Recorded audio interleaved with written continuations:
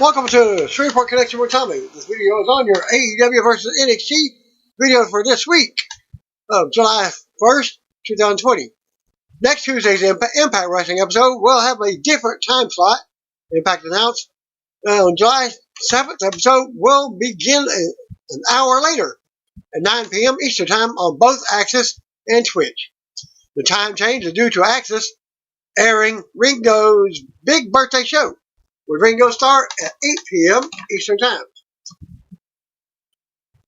The 80th birthday celebration for the Beatles star will benefit Black Lives Matter, Music Cares, Water Aid, and David Lynch Foundation. Matches announced for next Tuesdays includes Impact Tag Team Champion Josh Alexander versus Sami Callihan, Susie and Kayla Ray versus Rosemary and Taya Valkyrie. A new locker room talk segment with Madison Rain and Johnny Springer, plus a fatal four-way tag team bout with TJP and Paula Bob versus Triple XL versus the Deaners versus Reno Scum.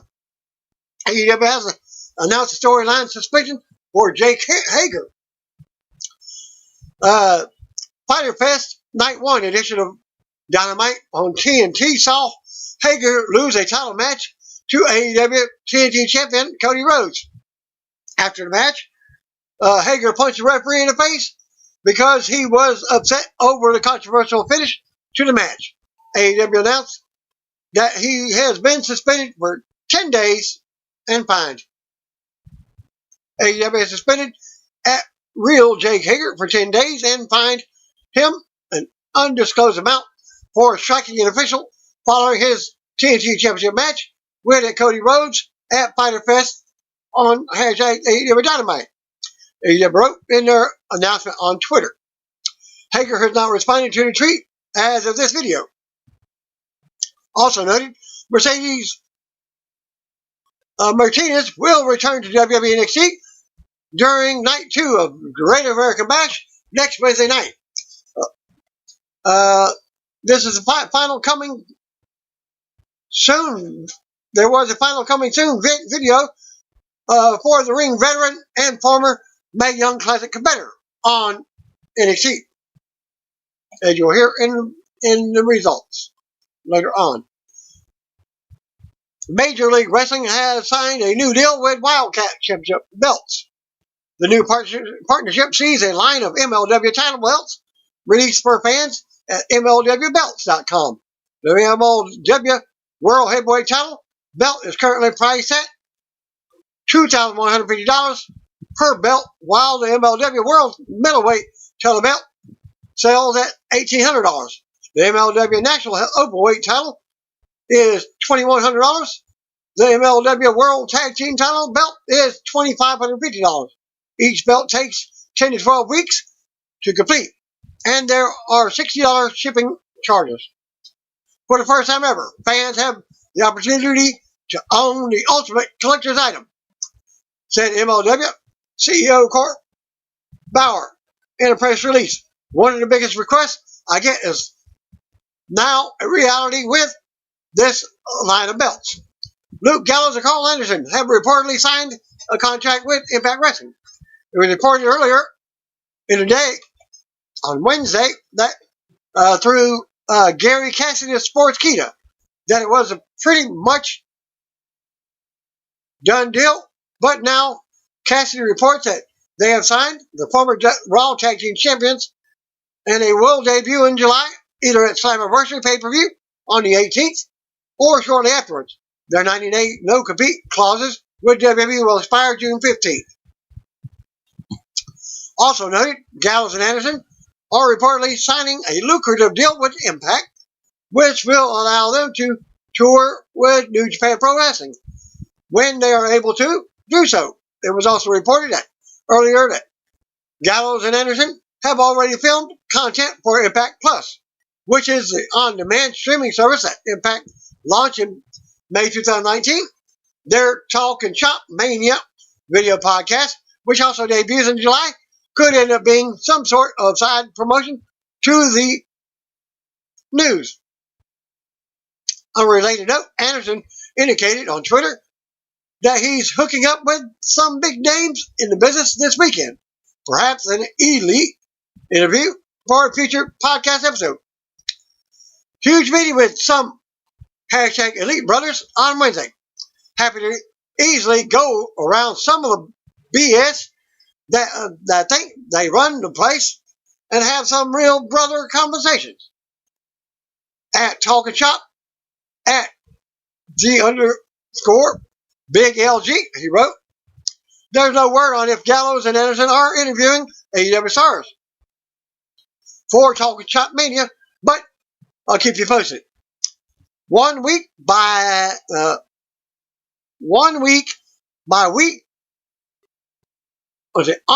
week with Quinn McCabe. At this link, women's tourney entrant Miranda Allies has a message from Ring of Honor roster members. Answer the question of the week. And will Quinn's interview with Martina finally go as planned? Watch the video to find out. Previously reported, the Velveteen Dream, Patrick Clark. I recognize that name from Tough Enough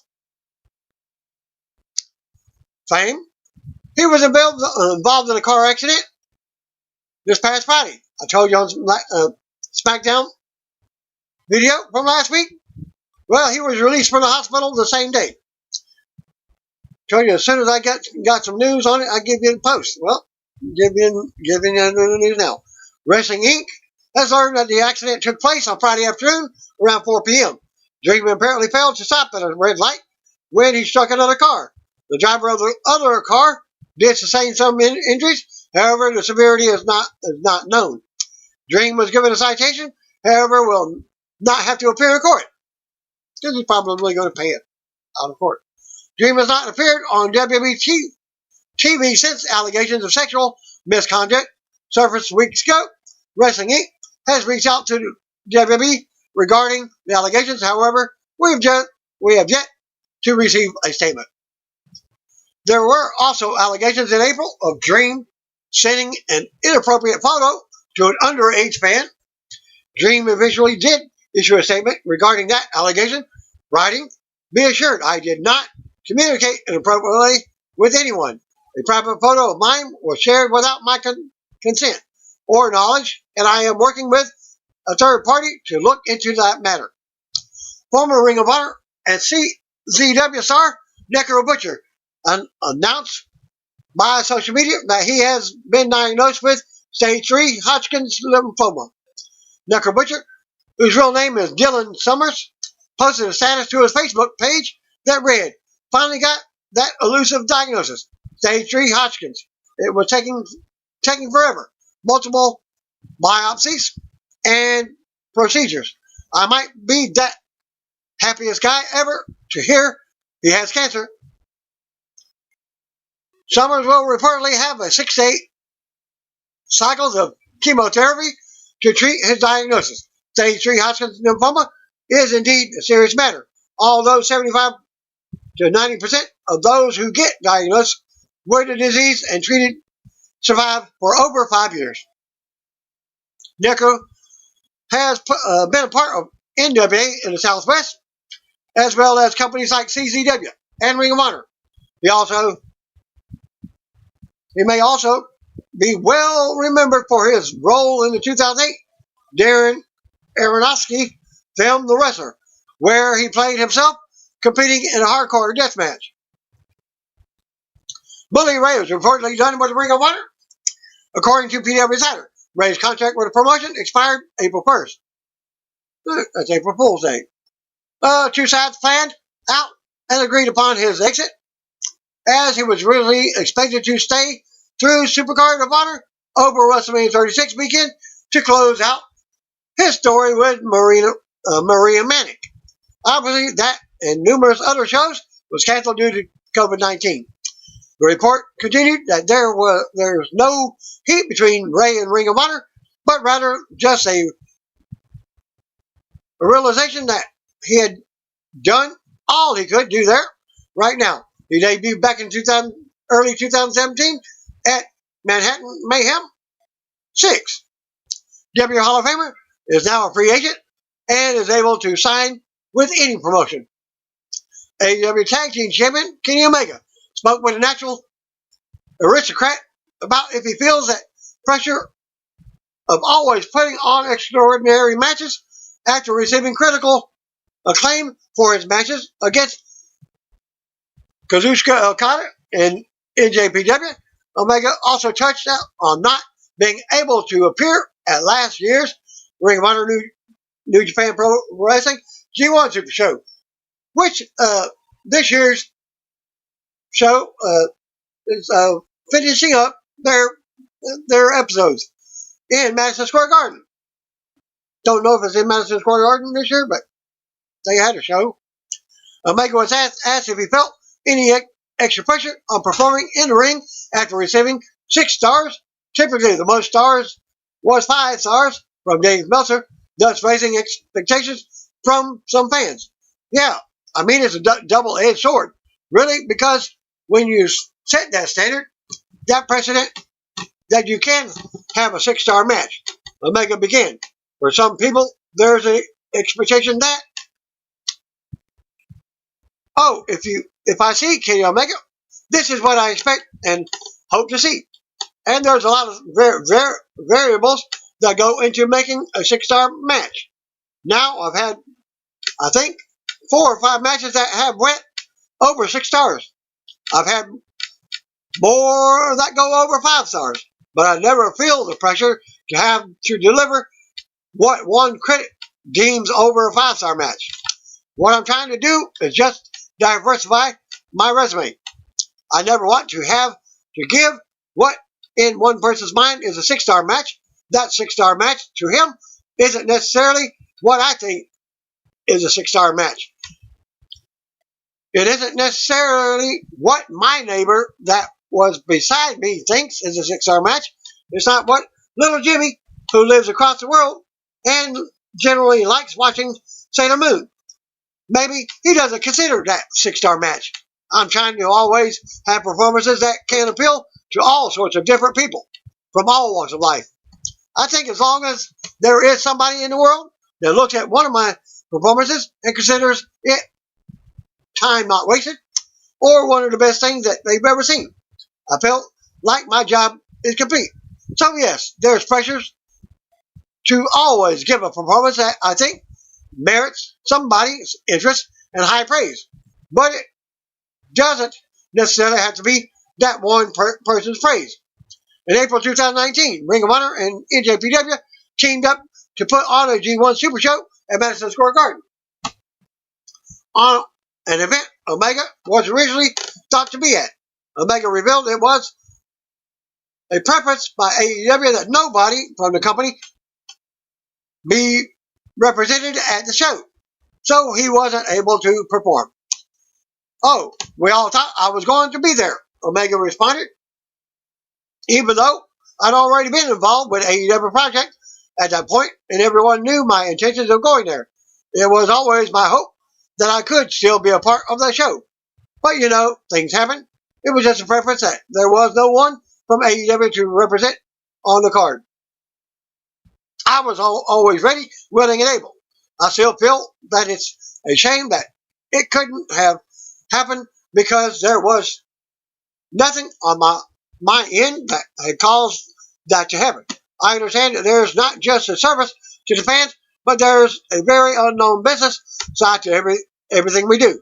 I'd call about to happen, whether it be in wrestling or fear of working any kind of job. There's a hierarchy, and there's stuff like that happens behind closed doors that no one ever hears about or talks about. And those decisions were made without my involvement. And it was decided I wouldn't be on the show. Again, I still apologize to fans because of that. It's a shame that because I would have loved to show people something special from New Japan in one of the world's most famous arenas. Omega and Hangman Page are scheduled to defend their title on next week's AEW Dynamite Fighter Fest against Private Party, Week 2, Night 2. Brian Pillman Jr. was at AEW Dynamite, and you can see him at this link in the crowd. Fyter Fest, as seen in the photos below. And this is a Fyter Fest Night 1. Let the festivities begin, Pillman Jr. wrote, showing a photo of himself standing on the stage earlier in the day. Pillman Jr. was not involved in any angles.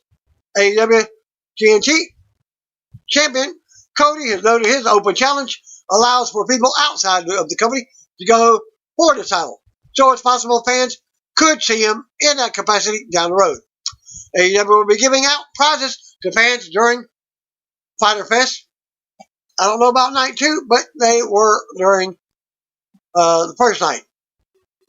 It was announced during the afternoon that a unique hashtag will be shown during 3 picture-in-picture commercial breaks during the show, which I did not see at all during commercial break. Picture-in-picture commercial. Or was it on the commercial, or was it on the show? The first 10 fans to tweet the unique hashtag to AEW Wrestling will receive a prize package. The grand prize winner will receive a Zoom call from Chris Jericho himself. The contest is open to fans in the United States only. I actually didn't, like I said, I didn't see that part of it. I watched it on DVD, fast forwarding commercials and what have you. So that was basically it. Well, AEW Dark this week's episode can be seen at this link. NXT results starts off. Night 1 of the NXT Great American Bash event, opening up with a video package. Live from a tape delay from NXT Arena on the campus of Full Sail University in Winter Park, Florida. Mauro Ronaldo, who is working from home again tonight, welcomes us as some of the light pyro goes off on the custom red, white, and blue stage with a car on each side of the ramp. Classic cars. Not too classic, that is. The NXT developmental trainees are in the crowd again. Mauro is joined by Hall of Famer Beth Phoenix and Tom Phillips. Neither one of them are in the building. Fatal 4-way to number 1 contenders elimination match. Tegan Knox versus Dakota Kai versus Mia Yim versus Candice LeRae. We go right to the ring for tonight's opener as Tegan Knox makes her way out first. Dakota Kai was out next by herself. The winner of this match will become the new number 1 contender for the NXT Women's Champion, Io Shirai. Mia Yim was out next. Candice LeRae was out last. Tom goes over the rules for tonight's match. NXT General Manager William Regal banned outside interference, which is why Raquel Gonzalez was not there. The bell rings and Candice goes right to the floor to avoid the action. Kai also goes out as Knox and Yim look on. Knox and Yim lock up to start. Yim drops Knox first with her shoulder. There are also red, white, and blue ropes tonight. LeRae puts Yim out and launches her into the steel sets for booze. LeRae hits the ring and has words with Knox. Kai comes from behind but goes back to the floor. LeRae takes advantage and rolls Knox up for a 2 count. Kai drops Knox from behind and drops LeRae with a forearm. Knox and Kai go at it now. Kai drops Knox but misses a kick from the floor. Knox hits Kai but goes down and may have hurt herself. Yim and LeRae go at it now. Yim drops LeRae in the corner but misses a cannonball. LeRae ends up slamming Kai face first on the corner of the apron, hitting with an awkward landing. LeRae with a punch into the floor, taking Knox and Kai back down on the floor. LeRae goes to the top, but Yim decks her. Yim climbs up for a superplex with LeRae, but LeRae fights her off. LeRae slides down for a power bomb, but Yim stops it. LeRae runs back up for a super jumper suplex for a close 2 count in the middle of the ring as Kai comes in to take over. Kai scoots LeRae on her shoulders, but Knox drops them both with a big super kick. Knox runs at Kai in the corner, but she moves and hits LeRae. Kai with a running big boot to LeRae in the corner. Knox follows up, and here comes Yim. Yim tells Knox to help her, and they double team LeRae, slamming her on Kai to send Kai out. Yim drops LeRae into her knee and covers for the pin. LeRae has been eliminated. Now, this is an elimination match. Yim talks trash to Lorraine while she's down. Knox watches from behind as Kai looks on from the floor. We go to a picture-in-picture commercial. Supposedly, your hashtag during that one. Only 3 of the picture-in-pictures. Back from the break, Kai is getting double teamed. They launch her into the corner. Yim follows up with a cannonball, and Knox hits a big. Oh, no, that's AEW, not NXT. My bad. Bad Curdle. Knox goes for the pin, and Yim jumps on top to try and keep Kai down, but Kai still kicks out. Yim looks a bit frustrated as Kai rolls to the floor for a breather. Knox and Yim face off now and shakes hands before going at it. They run the ropes to trade counters. Knox goes for a chokeslam, but it's avoided. They face off again after almost swinging one on each other. Yim poses on the ropes to avoid a counter. Showing off, Yim ends up sent to the floor. Kai comes in and goes at it with Knox. Now, Kai with a big hip toss to drop Knox on her head. Yim comes in and hits a dragon suplex on Kai. All 3 competitors go at it now. Yim unloads on both, sending Knox out and hitting the flying head scissors on Kai. Yim with a suicide dive to drop Knox on the floor. She runs back in and hits another suicide dive, this time taking Kai down on the other side of the ring for a pop. Yim brings Kai back in the ring. Yim with a code blue for a close 2 count. Knox runs in and rolls Yim up from behind, but she kicks out. Yim ducks and drops Knox with a soul food. Knox rolls to the floor to avoid the pin. Yim is frustrated as she just standing there, saying something to the referee while Knox gets up on the floor. Kai rolls Yim up from behind and gets a pin. Yim has been eliminated. The announcers say there was some miscommunication there. We go to another picture-in-picture commercial. Kai and Knox trade big forearms in the middle of the ring after the break.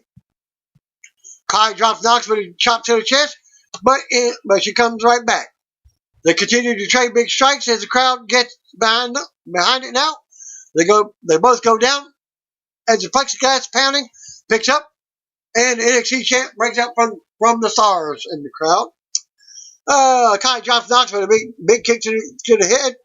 Knox comes back with a big headbutt. Knox with more right to the chest. Knox drops Kai with the clothesline and 2 more. Knox with a running uppercut in the corner, and then another. Knox waits, but goes for another and nails it. The 3rd running uppercut. Knox charges again with a big corner cannonball to the face. Knox finally covers, but Kai kicks out. Knox with more offense and another close 2 count. She can't believe that Kai is still kicking out. Knox goes to the top, but Kai jumps up and hits a running boot. Kai launches Knox into the mat and hits a chiropractor, but Knox still kicks out somehow. The crowd rallies now as Knox gets up first, setting a hurt leg. Kai picks Knox up and they trade more strikes in the middle of the ring. Kai pounds on Knox, but Knox shakes her head no. She don't want to quit. Kai still beats her down and stops away to boos. Kai puts Knox on her shoulders, but she slides out. Kai misses the go to kick, and Knox kicks her instead. Knox drops Kai in the middle of the ring for a 2 count. Knox shakes her head, and she can't believe it. Knox goes for the shiniest wizard, but Kai blocks it and covers for a 2 count. Kai applies a submission and tries to submit her. That's turned into another kick out. Knox keeps fighting and goes up top for the Molly go round. Knox comes right back for the shiniest wizard for the pin and the win to earn the future title shot.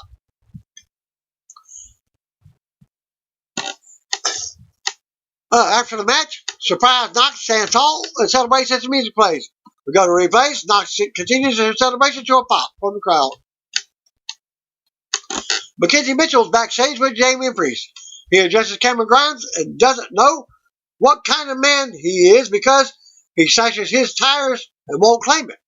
Among other recent antics, Priest goes on and challenges Priest to a one-on-one match, saying the beating he will give Grimes is something he won't forget.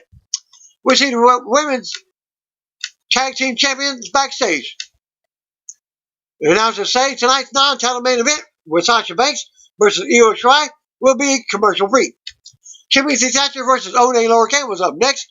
We'll go back to the ring. Out comes Thatcher first. One was last. Lower Kane and Thatcher lock up to start. Lower Kane takes it to the corner and backs off as the referee counts. They lock back up and Lower Kane takes him down. Then back up and Lower Kane chops.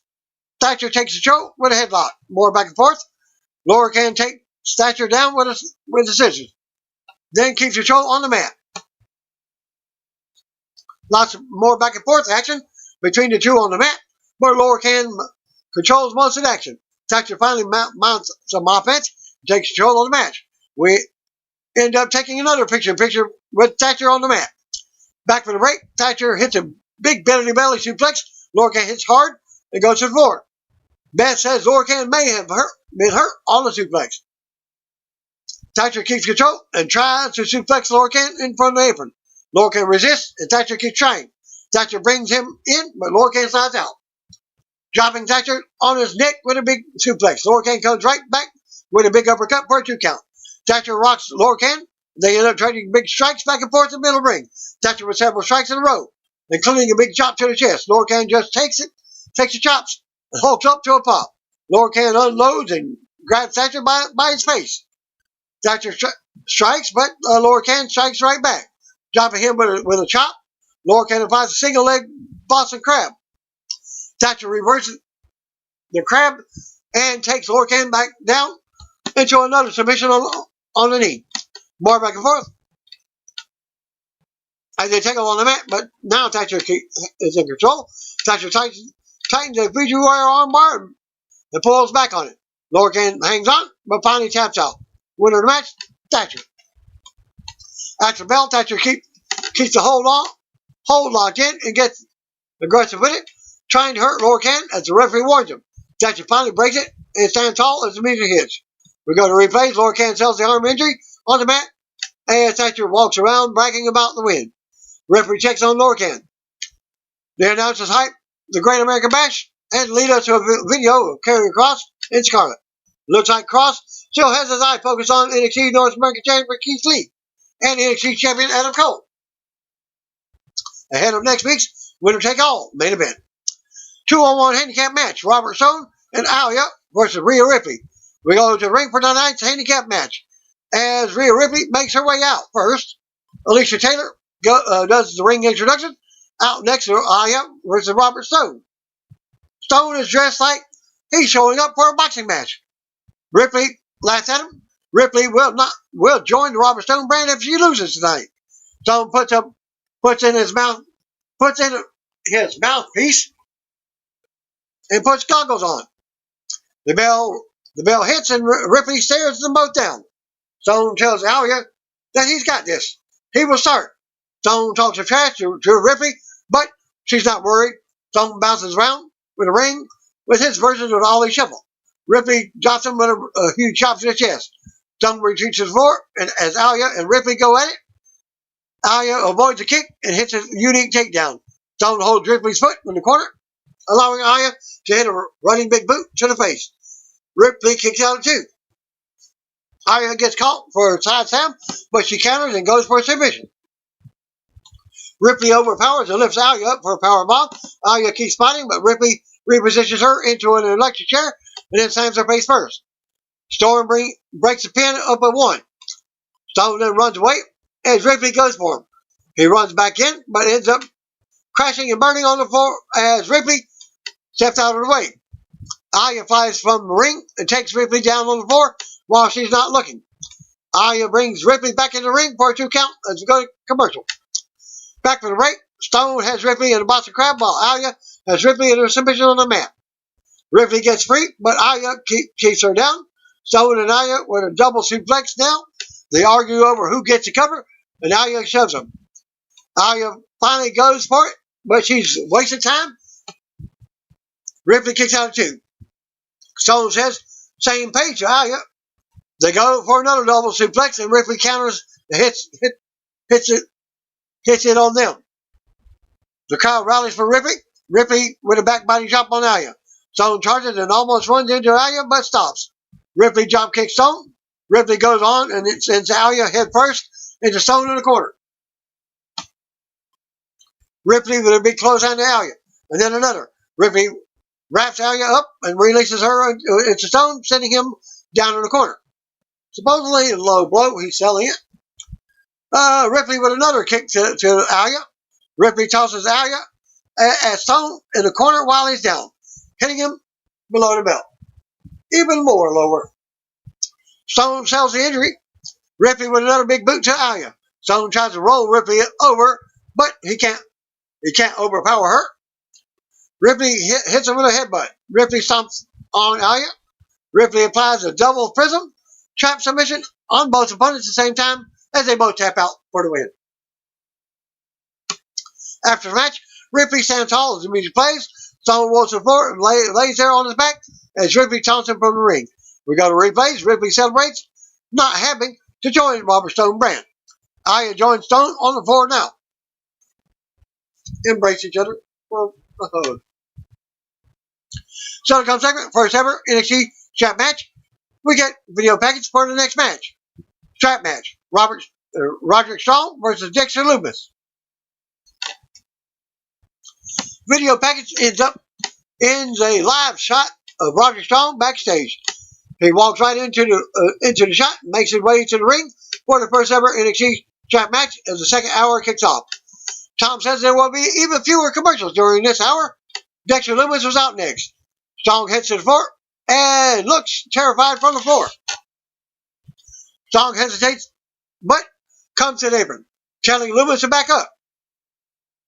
Strong comes back in when the referee hooks the strap up to both competitors. Strong's spear leads to the referee taking long to get them attached. Strong decks Lumis out of nowhere and beats him down. The match doesn't start until both guys are hooked up. Lumis comes back and drops Strong. The match officially begins as Strong is hooked to the leather. The match ends by pinfall or submission, not the four corners. Used to be like in the regular rules of a strap match. Lumis takes control. Strong is on the outside when Lumis yanks him into the edge of the apron a few times. Lumis follows Strong around the ring, where Strong fights back against the barrier. Lumis drops Strong and brings him back in the ring. Lumis back drops Strong and unloads on the corner, beating him down. Strong kicks Lumis away and chops him against the ropes. Lumis back drops Strong to the apron. Lumis drops Strong off the apron with the right hand. Lumis uses the strap to pull Strong back into the ring from behind. Strong decks Lumis from the apron again. Strong launches into the ring as he lands hard. Lumis keeps control but runs into a boot in the corner. Strong does a big knee to the face. Strong mounts Lumis in the corner and works him over with the right hands. Strap wrapped around it. Strong also talks some trash, but Lumis slides out and drops Strong with a big right to the jaw. Strong falls to the floor. Lumis follows. Lumis with a forearm to the face. Lumis goes to whip Strong with the leather, but Strong moves and Lumis smacks the steps instead. Lumis uses the strap to launch Strong on the outside. They brawl over to the stage, and Lumis sends Strong into the part of the set. Lumis spots the white Dodge Viper car next to the ramp. He opens the trunk up, but Strong yanks him into the stage. Then hits a boot to the face. Strong mounts more offense at the stage and at the ramp now. Lumis comes back with a boot to the face. Strong counters and hits a big Olympic slam on the floor. Strong brings him back in the ring and whips him over the back with a strap. Strong with strap shots to the chest now, yelling at him to stay down. Strong whips Lumis again and then mounts him with right hands. Strong with a basement drop kick and more strikes while Lumis is down. Lumis still kicks out too. More back and forth in the ring.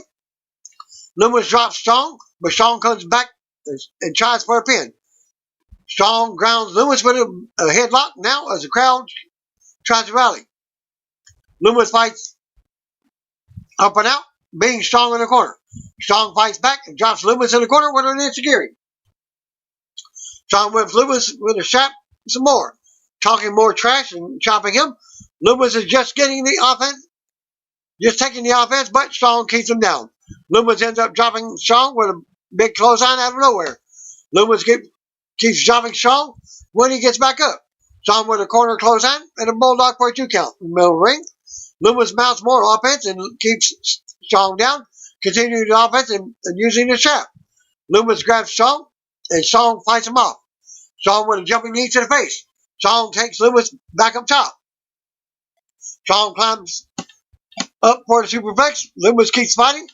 Strong tries again for the suplex as he hits it. Strong calls for the pin, but Loomis kicks out. Strong wraps the strap around Loomis' leg and flies a modified Boston Crab. Loomis pulls himself to the floor to break the hold. Strong comes out, but Loomis grabs him and drives him into the edge of the apron. Loomis rolls Strong back in and follows.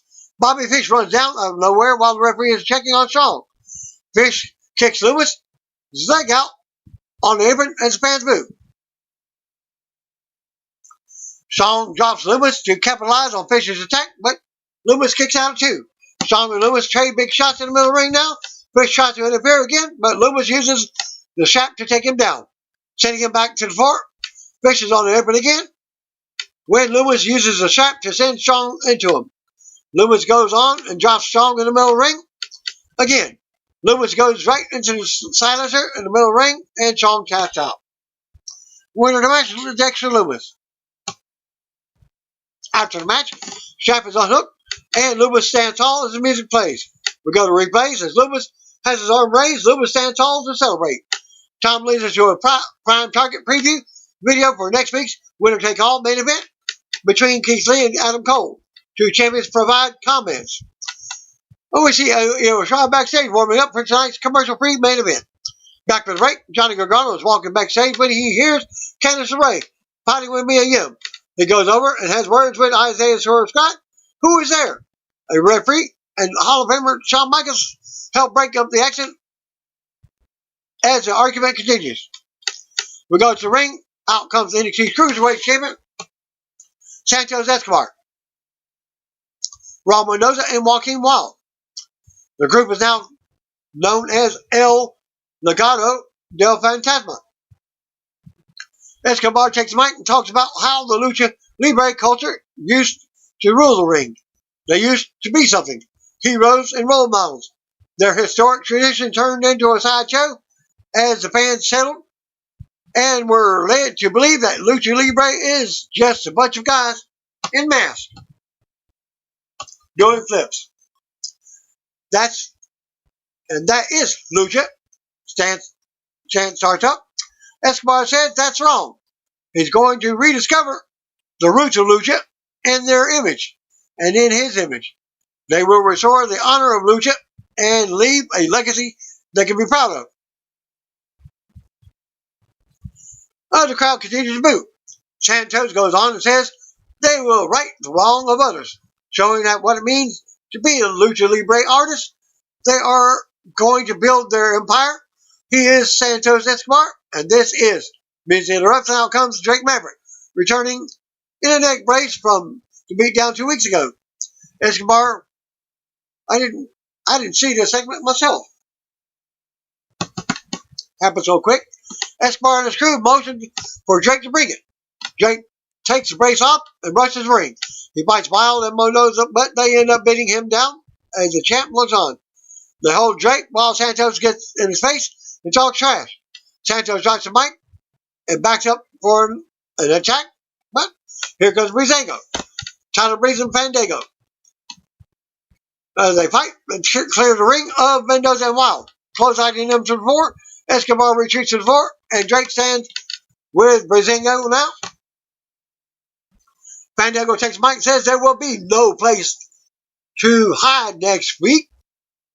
Next Wednesday, on night 2 of the Great American Bash, Breezango music hits and to end the segment. McKenzie's backstage with Cameron Grimes for a response to an earlier challenge for Damian Priest. Grimes says Priest must not understand it's Grime time, and he's going to the top. He goes on and says he will be the number one contender to the winner of next week's winner take all main event. And he's going right to the moon. Grimes continues to rant and boast before they walk off. Still to come, main event will be shown in its entirety. Back to commercial. Back from the break, we get another coming soon video from Mercedes Martinez. She will be here next week. Morrow also confirms the 6-man match for next week. Plus a street fight with Jim versus Lorray. And a winner take all main event on night 2 of Great American Bash. And your main event, Sasha Banks versus Io Shirai. We go back to the ring for tonight's main event as another white car comes driving out with WWE Tag Team Champions in it. Sasha Banks with SmackDown Women's Champion Bayley. NXT Women's Champion Io Shirai without next for the non-title main event, which will be shown in its entirety with no interruptions. Back and forth to start the match. Shirai ends up hitting a Mr. Dropkick early on. Banks is out on the floor when Shirai hits a big suicide dive for a pop. Bayley looks unconcerned. Shirai brings it back in and stomps away on the corner. Shirai more boots and swinging double knees to the face for a 2 count. Banks ends up turning it around after Bayley honks a car horn to provide a distraction. Banks grounds Shirai, but Shirai fights back. Banks runs into a boots in the corner, but she blocks it. Shirai takes the double knees to the chest, and Banks covers for a 2 count. Banks makes time and sits up, talking with Bayley. Banks keeps Shirai down, standing on her hand while working on the other arm and fingers. More back and forth between the two. Shirai ends up taking Banks in the corner and hitting a big Frankenstein. The crowd rallies for Shirai as Bayley yells at her about this being their house. Shirai blocks Banks with a big shoulder block. Shirai drops Banks on her face with a flapjack. Shirai with a 619. Now as the crowd pops. Shirai springboards in with a missile dropkick, but Banks kicks out too. Shirai goes for a double underhook, but it's blocked. They take over the middle ring for a minute.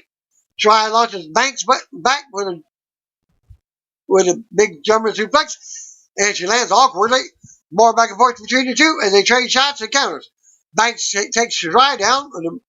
It's a bank statement in the middle of the ring, and some of the trainees move. They roll around on the mat for another kick out. Shirai comes right back with a double stomp to the gut. Shirai tries to rally the crowd some more now. Shirai with the double knees in the corner again. Shirai springboard to the top turnbuckle, but Banks jumps up and kicks her down, hanging her upside down in the corner in a tree of woe. Banks gets down in Shirai's face and talks trash while she's in a tree of woe. The crowd continues to boo Banks as Bayley looks on and laughs. Shirai hits Banks, but Banks responds with a kick while she's still stuck upside down. Banks charges in for the Meteora, but Shirai pulls herself up, and Banks collides with the turnbuckles. Shirai goes for the moonsault, but Banks moves.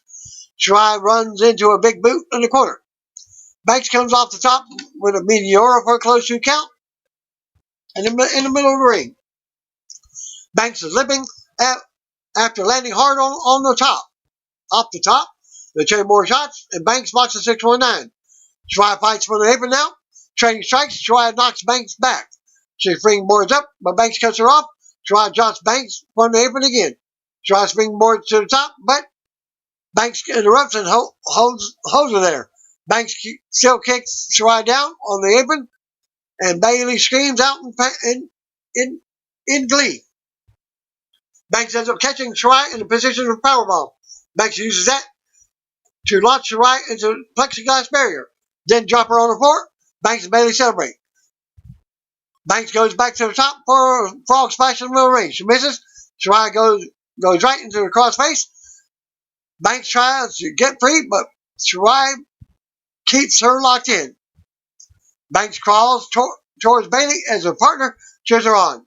Bayley slides Banks' title belt into the ring as the referee tries to get it out. Referee is distracted out, allowing Bayley to help, but Sasha gets free with a cheap shot. Bailey and the referee chug with the title for the belt. Title belt now. Raw Women's Champion Asuka appears out of nowhere at ringside, interrupting Banks' plans. She hits Banks with a miss, and the referee never sees it. Banks and Shirai tangle some more. As Banks goes down, Bailey tries to back Asuka down on the outside, but Shirai strikes from the ring and sends Bailey into the corner. Shirai goes on and hits a big moonsault on Banks for the pin to get the non-title win. After the match, the music hits, and as Io Shirai recovers on the mat. Crowd pops as Asuka enters the ring, celebrates with Shirai. Dancing around, Banks rolls to the floor, covered in Asuka's green mist. Banks tends to Bailey tends to Banks as we go to replays. Shirai raises her title and has words for Banks as Bailey and Asuka dance around. Banks stumbles to the ramp, still covered in the mist. Tom hypes some matches for Night 2 of NXT. Great American Bash next Wednesday. Night 1 goes off the air with Shirai and Asuka standing tall in the middle of the ring as the light pyro goes up on the stage. Fyter Fest, Night 1 for AEW. After a signature video opening, we go live from Daly's Place in the amphitheater in Jacksonville, Florida. As pyro explodes, the fire erupts on the entrance stage as the camera pans around. Special decorated amphitheater. Le Champion comes out for commentary. JR then formally welcomes us to the show on commentary, as do Excalibur and Tony Schiavone. Tony Schiavone, as Jericho calls him, Schiavone. All three of whom then introduced their special fourth guest announcer for AEW Fyter Fest, Night 1, Le Champion himself, Chris Jericho. The leader of the Inner Circle then makes his way out as his theme plays. Even more fire pyro explodes as he makes his way over the commentary table and begins yapping away, which should be plenty of fun as the evening progresses. He is wearing a special Canadian sport coat in honor of the apparent Canada Day holiday. First match, you got MJF and Wardlow versus Luchadors and Jungle Boy. From there, the team of the MJF plays, and out he comes with Wardlow. The two will square off against the Jurassic Express duo of Luchadors and Jungle Boy in the opening contest, Night 1 of Fyter Fest. MJF cut a promo while a split screen is shown. The highlights of the recent show down between Jungle Boy and MJF is shown. Highlights of Wardlow versus Luchadors and what happened after that, after the bout. Unfortunately, there were some production issues and MJF's mic didn't appear to work at first. After the video highlights are shown, MJF's mic seems to be cleared up as he cuts his "make sure to boo me even though I'm awesome" promo, taking shots at Jungle Boy and pointing out that AEW is a rating war. Ladies and gentlemen, bragging that this is why he is kicking off Night 1 of AEW Fyter Fest, which is, of course, airs live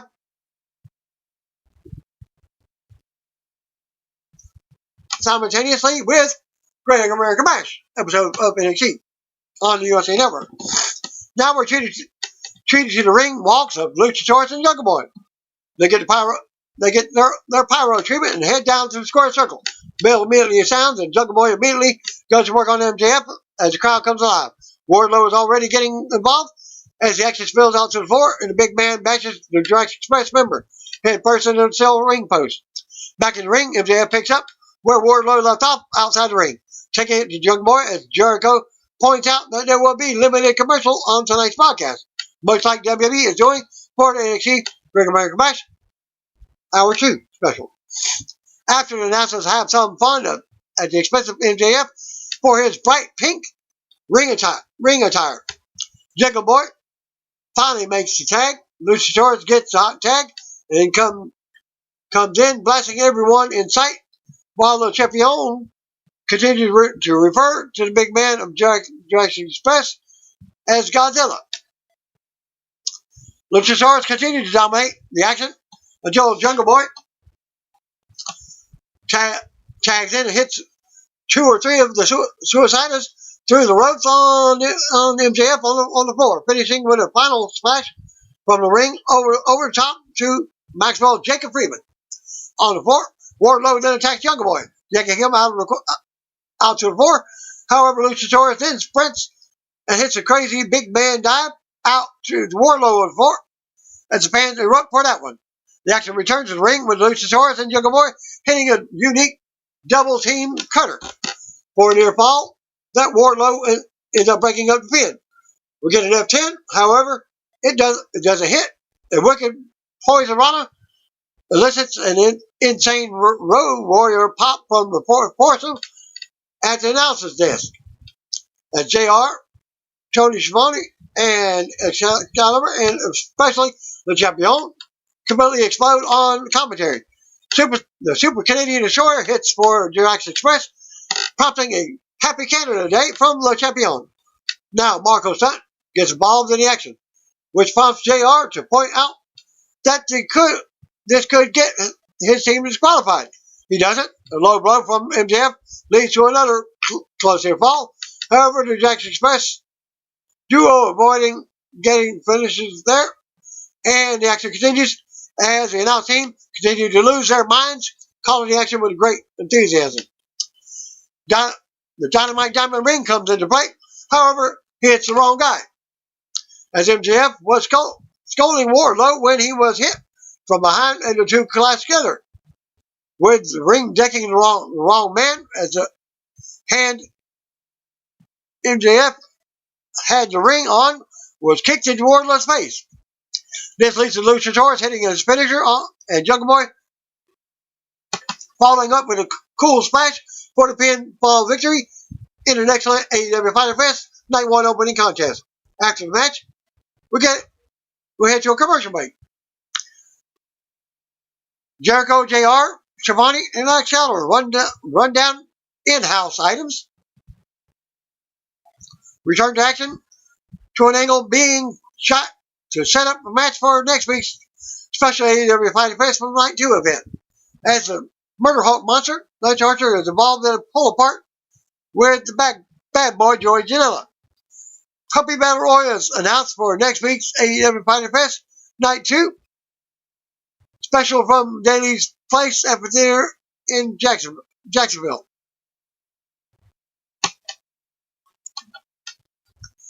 From there, we shoot over to the announce team, JR, Schiavone, Excalibur, and Jericho. Welcome us again to Night 1 of Fighter Fest. Match 2. Again, Jericho wishes everybody happy Canada Day. He's proudly supporting his pro-Canadian sports coat. All got the red Canadian maple leaf on it.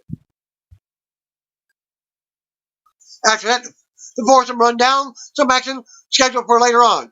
Video package is introduced to hype fans up for the next match at Night 1 of Fighter Fest. AEW World Championship match.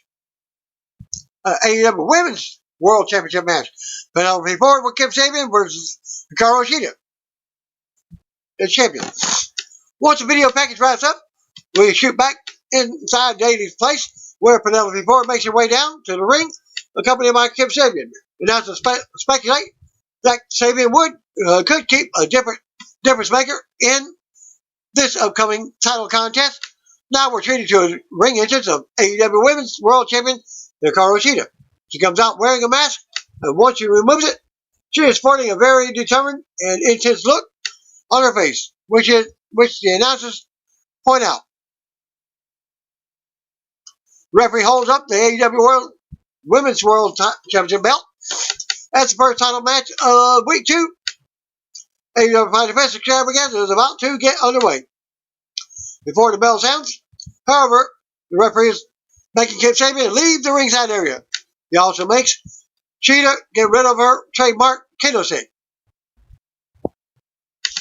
The bell then sounds, and Shida sprints forward and blasts her with a running flying knee to a knee right off the bat. Ford recovers, and moments later blasts Shida with a big move and immediately rolls her up for a close near fall. The action now spills out to the floor. Ford reverses Sheeta and slams her face first into the ring apron before whipping her into steel barrier with authority. Ford rolls back in the ring to break up the referee's 10 count and returns to Sheeta, who catches her coming in and slams her on the ring apron before running and blasting her with another running knee to the grill on the floor. The match now returns to the ring as the place settles down a bit. It's Ford who is in clear offense now. The announcers talk about Ford having an impressive showing against the champion without Kip Sabian being a factor on any level, as he has been kicked out and banned from ringside. Big Swole is shown overreacting a bit in the crowd, leading to some jokes from the announcers. Speaking of the announcers, they lead us to a mid-match commercial break as Sheeta starts fighting back. As the bout continues, Sheeta ends up hitting a Falcon Arrow. However, it isn't enough to finish off Ford. Sabian ends up running out and hitting a kendo stick shot behind the referee's back. But again, it doesn't lead to the finish. Sheeta hits another Falcon Arrow, still isn't enough. Eventually, a final finisher from Sheeta does get her the win in what Chris Jericho described the best match he's seen in months. Winner still AEW Women's World Champion, Hikaru Shida. Taz breaks down Brian Cage's offense. After AEW Women's World Championship contest wraps up, the announcers kick into the special message from Human Suplex Machine Taz. Taz is then showing a pre-taped video package where he once again breaks down and now analyzes in great detail the punishing offense and wide variety of dangerous suplexes that Brian Cage utilizes in his matches. Video was designed to once again further hype up the advertised AEW World Championship showdown between current title holder Jon Moxley and Brian Cage for next week's AEW Fighter Fest Night 2 special. After the video package, we head to another commercial break. And the next match is your TNT Championship match. Jake Hager versus American Nightmare Cody Rhodes as champion. We return from a commercial break. Inner Circle's old Jake Hager's music plays, and he comes out accompanied by his wife, who was involved in a press conference segment on last week's show. Le Champion puts over his Inner Circle member song on commentary. TNT Championship match is about to start. With that being said, Hager and his better half settle into a square circle. Familiar theme of the American Nightmare plays. Out comes TNT champion Cody, accompanied by Arn Anderson. Jericho trashes Cody on commentary, and now Justin Roberts gets in the ring. On-camera close-ups as he does formal pre-match introductions for this TNT Championship showdown between Hager and Cody. Bell sounds, and here we go. Announcers, especially Jericho, put over the MMA status of Hager, touting his undefeated record in Bellator MMA and how he is an intimidating man that all should fear. Action gets underway now in a big way as the two collide with great intensity. There are some shifts in momentum early on, and once the action settles in, it's Cody who jumps off to an early lead. He goes for the figure four leg lock multiple times, and eventually gets it, but Hager escapes.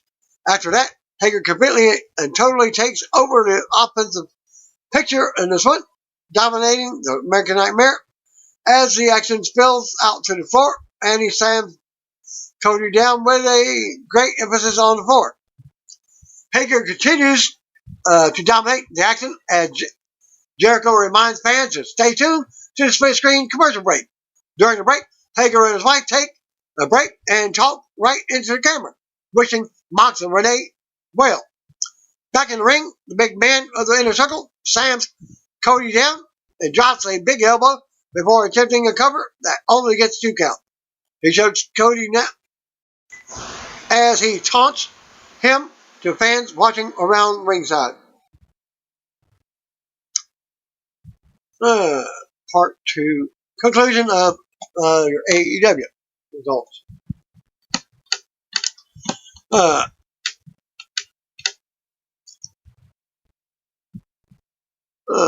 forgot where I was at.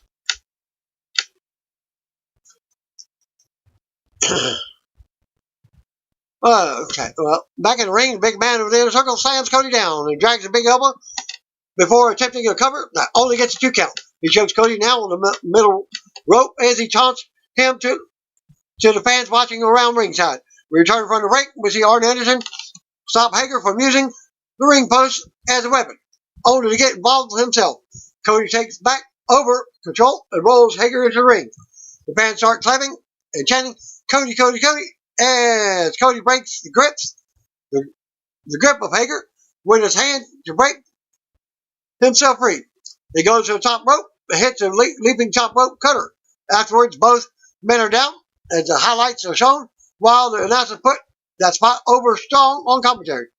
Now both guys make it back to their feet, and Hager immediately charges around the ring. However, Cody is like a matador to Hager's bull, avoiding the MMA monster's offense, onslaught, and even using Hager's own momentum against him with a catch power slam that would make Dustin Goldust Rhodes very proud. Cody continues his hot streak on offense for a few minutes. However, Hager eventually cuts it short and is back ragdolling his smaller opposition. Hager goes for the running Vader bomb. However, Cody gets both boots up, and Hager lands right into them. Cody capitalizes with a nice follow-up move for a pin attempt that only gets him a 2 count, while the announcers point out the time limit in this TNT Championship contest. American Nightmare heads to the top rope. However, Hager recovers and yanks Cody off, throwing him with a great momentum before he catches down on the mat, down to the mat with intensity. After the massive top rope throw spot, Hager covers Cody. However, the American Nightmare kicks out at 2. Hager now grabs the leg of Cody and gets him in the ankle lock submission. Cody screams out in pain and, out of desperation, finally crawls his way to the ropes and forces the hold that to be broken. After it is, Hager's wife slaps Cody. Cody turns around into a big move from Hager. Cody goes for the crossroads, but Hager reverses it. Hager goes for the head and arm choke. However, Cody avoids it and counters and pins Hager. Cody retains. Hager thinks he won, so he's pissed. As Dustin Rhodes and Arn Anderson tend to Cody in the ring as the music plays, Hager ends up attacking the referee. A bunch of officials run down to try and calm things down. We see Hager's wife walking around the ring, joining her man Jake on the entrance ramp as they finally head to the back. Winner is still TNT champion Cody. Darby Allin skateboard video we're shown. Parkour.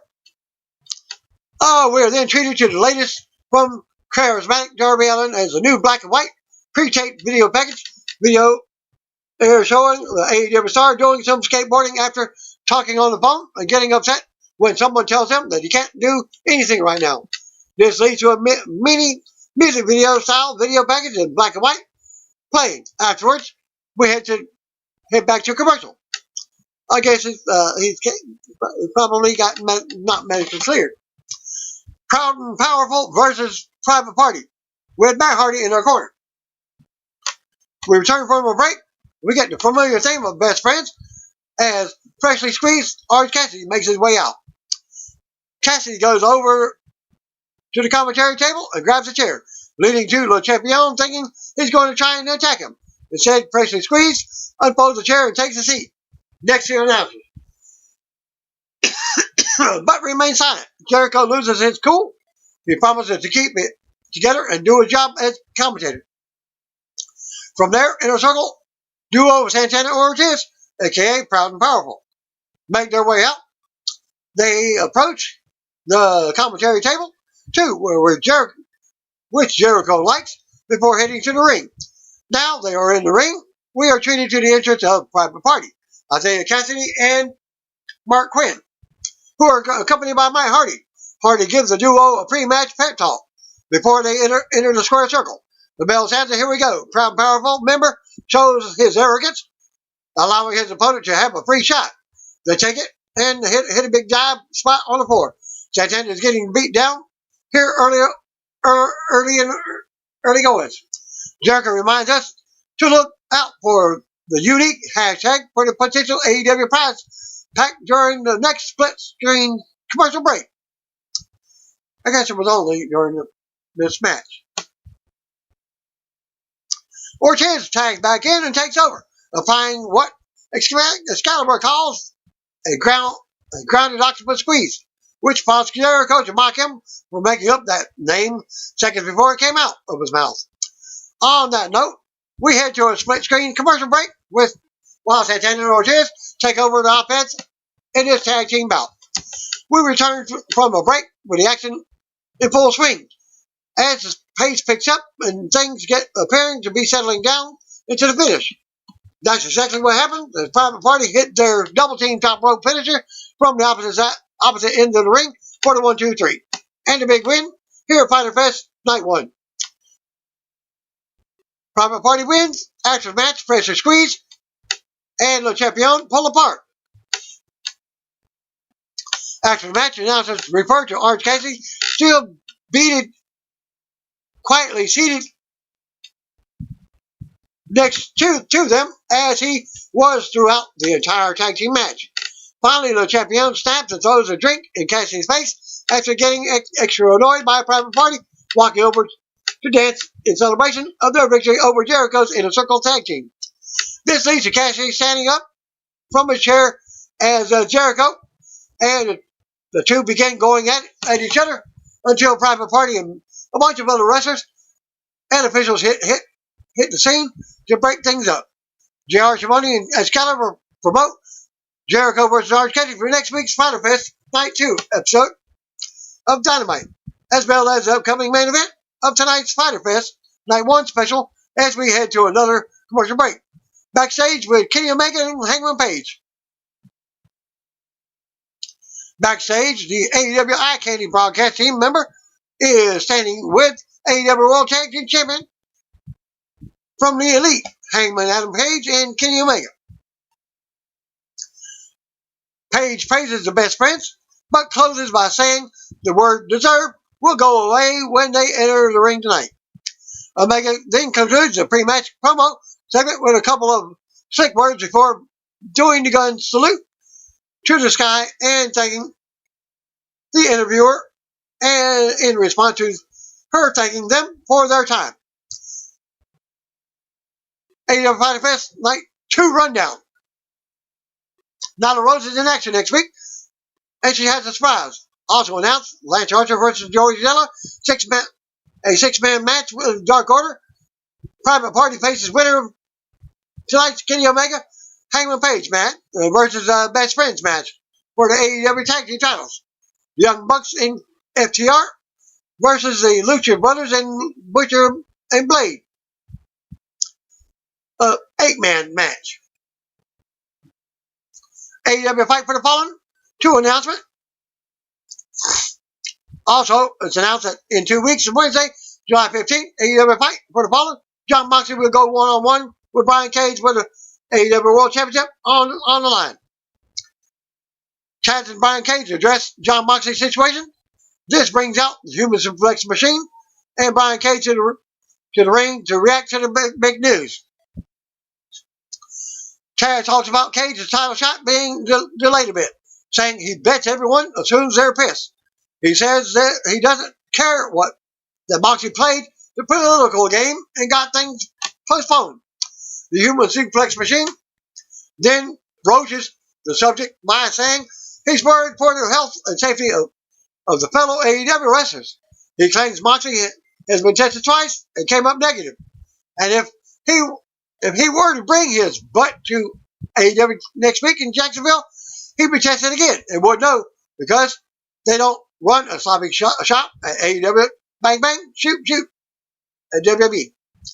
He calls Moxley scared being at home on his couch and says Cage is going to beat Moxley's dumb butt. He closes by asking us who better than Brian Cage to be the AEW World Heavyweight Champion. He used to say that. Who better than Kenya? When they were in ECW. On that note, the team plays again and they exit the ring, head to the back. JR promotes the AEW World Tag Team Championship main event of Fyter Fest Night 1 for after this commercial break.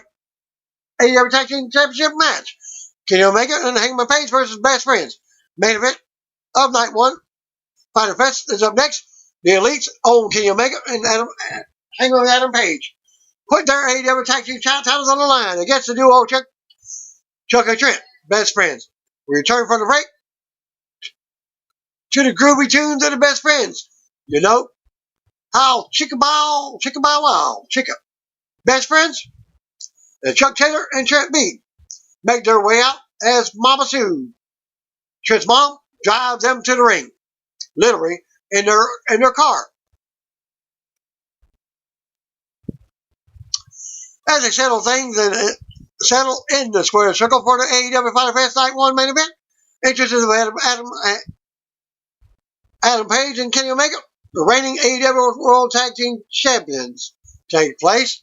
The bell sounds and it will be Chuck starting things off for the Best Friend. Trent's mom asks for a pre-match kiss for good luck. Before the match happens, all four guys end up involved in the early action, which ends up settling with the Best Friends jumping off to an early offensive lead. Once the action picks up, Trent is found isolated in the ring while Omega and Hangman Page take turns beating down one half of the Best Friends duo. FTR, Dax Hardwood, and Cash Wilder make their way out to observe the action, which the announcers mentioned with great curiosity. On that note, we head to a mid-match commercial. Split screen. Back from the break, announcers immediately remind us that whomever emerges victorious in this match will be defending the AEW World Tag Team Championships against Private Party on next week's Fyter Fest Night 2.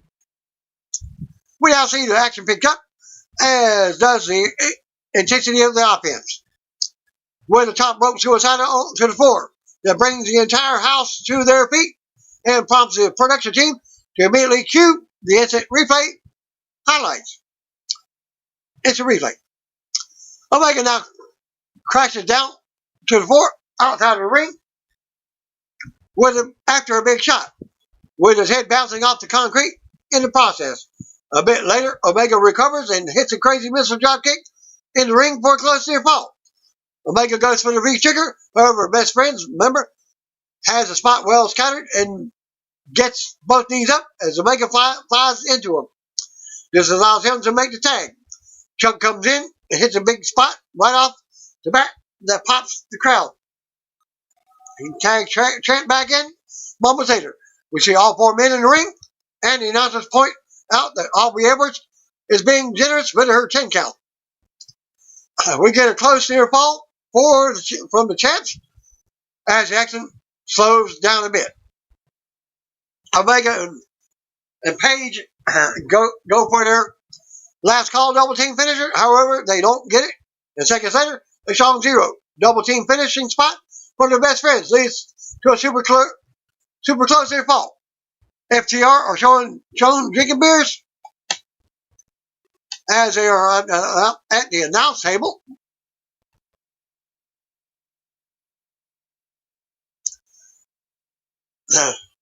At ringside announce table. Best Friends clean the ring and do their Best Friends hug. Heyman returns to the ring by blasting one of the Best Friends with a rolling lariat. Heyman with a big dead eye that gets a close near fall on Trent. He follows up with a big buckshot lariat, covers him. 1, 2, 3. AEW World Tag Team Championship retains with Kenny Omega and Hangman Adam Page. They will indeed beat Private Party in another title match at AEW Fyter Fest Night 2 next week. After the match, FTR and tag champs with celebratory beers. Once the match continues, FTR enters the ring with some beers. They offer beers to the AEW Tag Team Champions after the stare down spot. Hangman accepts and starts drinking. Omega appears to accept too. But instead, stands in front of FTR and pours the beer out in the ring. FTR didn't appreciate the master of the V-Trigger pouring one out for his dead homies. And this leads to a big pull apart as the others hit the ring to keep them from going at it. And that's how night 1 of week 2 of the 2-week Fyter Fest extravaganza goes off the air. AEW Dynamite Fyter Fest post-show. AEW commentator gave his thoughts on tonight's show and answered questions from the fans. In another news, at this link promotion advertised the first ever Puppy Battle Royal, which during the broadcast was said to take place after next week's Fyter Fest Night 2. Video that I just gave you simply said next week. No other details. Context was given about the Battle Royal. Latest NXT injury report video at this link will not count, featuring updates on NXT superstars from this week's Great American Bash Night 1 episode. Following injuries were announced from the video on the USA Network, which are usually part of storylines. For the most part, Roger Strong and Dexter Lewis both suffered multiple body contusions in the first ever NXT strap match, which Lewis won. Both competitors are currently cleared to compete, though. Only Lorcan suffered a hyperextended right arm during the submission loss to Timothy Thatcher, which ended in a Fujiwara armbar. Lorcan's status is currently listed day to day. Great American Bash episode of TNT topped the Fyter Fest edition of AEW Dynamite in total viewers this week. So they won the ratings battle this week, while Dynamite beat NXT in prime 18 to 49 demo only. NXT drew 792,000 total viewers, up only 1% from last week, topping 748,000 viewers plus 18 scored by Dynamite on TNT by 6%. For NXT, it was their best number since moving to the empty-ish arena shows on March 18th. The second best of the year. For AEW, despite hype for the show, it was only their 5th best number since March 18th and 16th best of the year. AEW drew .29 ratings, up 32% from last week in the 18 to 49 demographic, bearing a .22 rating. That's 0.22 rating, up 16%, garnered by NXT by 32%. AEW has dominated the demo since the two shows started going head-to-head last October. But the margin this week was the second smallest since March 18th, but only last week, having a smaller margin. It was tied with one other episode for the 4th best rating in the demo since March 18th and 14th of the year. For NXT, the 0.22 rating in the demo was the best since March 18th and tied with the other two shows for the 4th best number this year. NXT won the first 2 quarters in the total viewers, as well as the final 3. NXT dropped in the first 3 quarters before rebounding and getting in every quarter after. AEW started off big and then lost viewers for most of the quarters, with the exception of the 3rd and the 5th. Sasha Banks versus Io Shirai main event drew the most viewers with 900,000, while AEW main event between Kenny Omega and Hangman Page drew the worst with 645,000 viewers. So NXT won the final quarter by 40%. The high point for AEW was the 5th quarter, which had the end of Cody versus Jake Hager match, along with the start of the Private Party versus Santana Ortiz match that garnered 814,000 viewers. AEW won every quarter in the 18 to 49 demo only. The opening match featuring Jurassic Express versus MJF and Wardlow did the best in demo with 425,000 viewers, while the start of the Banks versus Io Shirai match in the 7th quarter did the worst with 269,000 viewers.